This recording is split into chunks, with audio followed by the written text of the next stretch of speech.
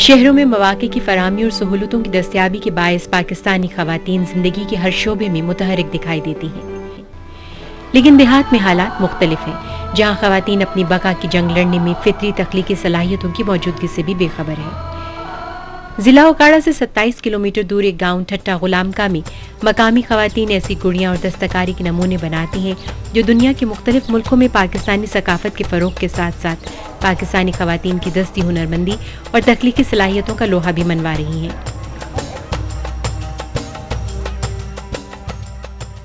1992 میں ٹھٹا غلام خاں سے تعلق رکھنے والے ایک نوجوان امجد علی نے جرمنی میں تعلیم کے دوران اپنے گاؤں کے حالات بہتر بنانے کے لیے اپنی جرمن استاد سینتا سلر کے تعاون سے گاؤں میں انجمن فلاح عامہ بنائی، جس کے تحت ویمن آرٹ سینٹر قائم کیا گیا۔ اس کا مقصد ہنرمند خواتین کو تربیت دے کے گھر کی چار دیواری میں رہتے ہوئے روزگار فراہم کرنا تھا۔ 10 خواتین سے شروع ہونے والے اس سینٹر سے اب 130 خواتین سمیت 200 افراد کا روزگار وابستہ ہے۔ اس وقت ہمارے پاس امجد علی صاحب تشریف فرما ہیں جو ٹھٹا غلام کا میں بننے والے وومن آرٹ سینٹر کے روح رواں ہیں۔ انہوں نے جرمنی میں رہ کر اپنے علاقے کی ترقی کے لیے بہت سی جدوجہد کی ہیں۔ ہم ان سے بات کرتے ہیں۔ جی امجد صاحب، آپ مجھے بتائیں گے کہ اس سینٹر کو آپ نے کس طرح شروع کیا؟ یہ 80 کے عشرے کے اواخر کی بات ہے۔ میں وہاں پر برلن میں، جو کہ اب جرمنی کا دارالحکومت ہے، وہاں پڑھ رہا تھا۔ فیشن اور ڈیزائن کا ایک سکول ہے وہاں پر۔ تو جس طرح ہوتا ہے کہ پردیسی جو ہیں وہ اپنے دیس کو بہت یاد کرتے ہیں، تو میں بھی اپنے دیس کو بہت یاد کرتا تھا۔ تو اس گاؤں کی یادیں وہاں پر میں شیئر کرتا تھا اپنے جرمن ٹیچرز کے ساتھ۔ تو جب وہاں سے فارغ ہوا تو ان کو پھر میں اکثر دعوت دیا کرتا تھا کہ آپ کبھی آئیں اور میرا گاؤں دیکھیں۔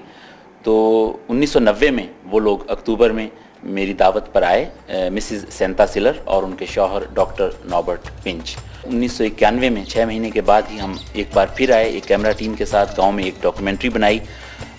اس کا انہوں نے امجد's ولیج نام رکھا۔ اس فلم کو ہم نے پھر برلن میں سینما پہ دکھایا۔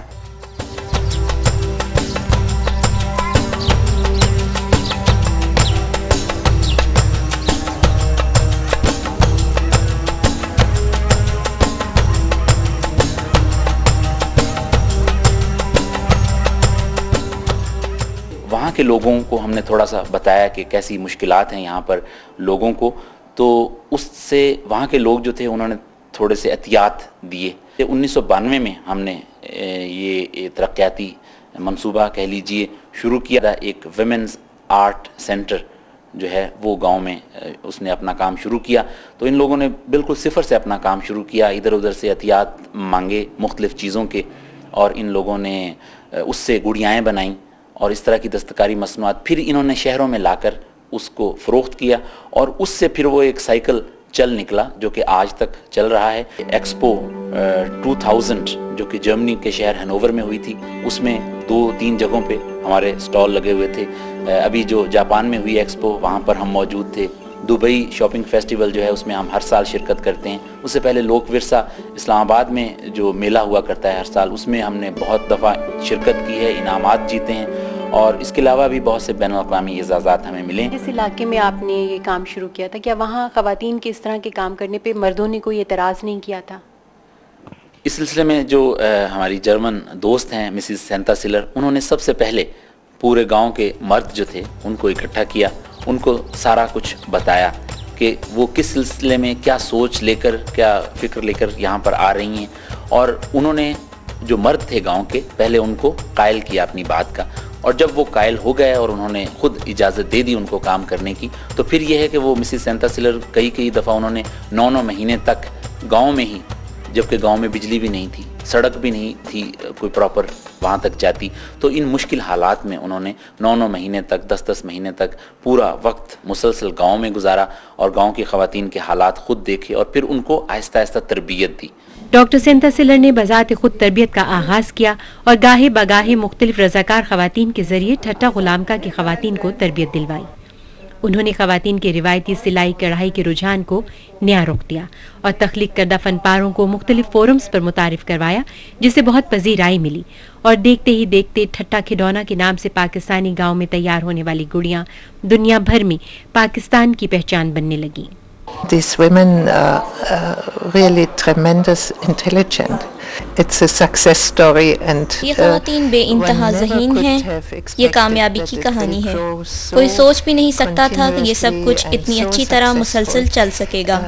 مجھے بہت خوشی ہے کہ خواتین نے تعاون کیا، اپنی اور اپنے خاندان کے معیار زندگی کو بہتر بنانے کی کوشش کی۔ گڑیوں کے علاوہ خواتین ہاتھ کی کڑھائی کے موٹو سے تیار شدہ گریٹنگ کارڈز، بک مارکس، بچوں کی جیولری، چھوٹی گڑیاں، چارپائیاں اور بہت سی خوبصورت مصنوعات تیار کرتی ہیں جو ہاتھوں ہاتھ بک جاتی ہیں۔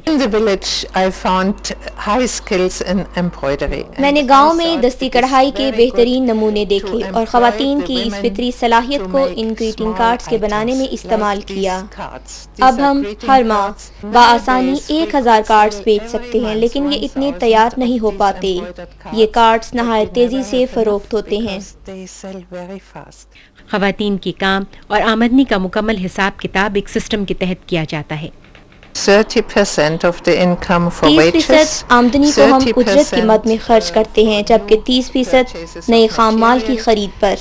ویمن سینٹر کے اخراجات کے لیے 30% اور 10% سماجی ضروریات کے لیے۔ خواتین کی ترقی کو دیکھتے ہوئے ڈاکٹر سینتھا نے علاقے کے بے روزگار نوجوانوں کے لیے بھی اہتمام کیا اور ٹین کی چادر سے پاکستانی ثقافت کی نمائندگی کرتے ہوئے رکشے اور ٹرک کے ماڈل بنانے شروع کیے گئے۔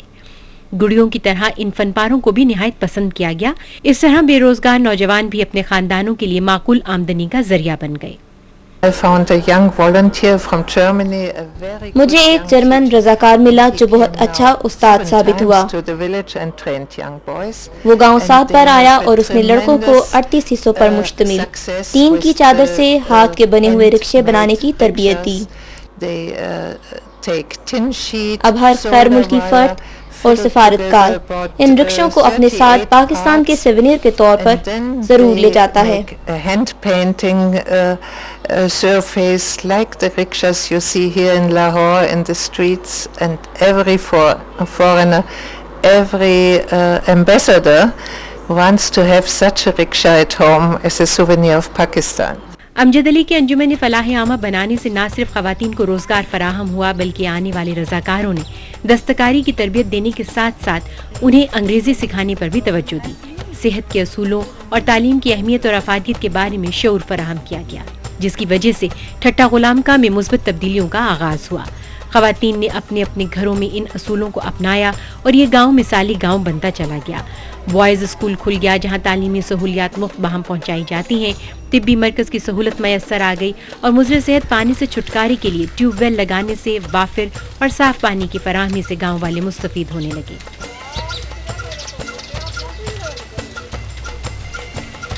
اس مثبت تبدیلی میں جہاں ایک نوجوان کی ابتدائی کوششوں کا دخل ہے، وہیں اس علاقے کی خواتین کا اپنے معیار زندگی کو بہتر بنانے کا جذبہ بھی شامل ہے۔ عوام کا معیار زندگی بہتر بنانے میں حکومتی پالیسیاں اور اصلاحات اپنی جگہ اہمیت رکھتی ہیں، لیکن اس سلسلے میں ہمارے اپنے جذبے کی سچائی اور لگن بڑا اہم کردار ادا کرتی ہیں، جس کی واضح مثال ٹھٹہ غلام کا ہے۔ رپورٹرز ڈائری کے لیے صبوحی جمشید، پاکستان ٹیلی ویژن نیوز، اوکاڑا۔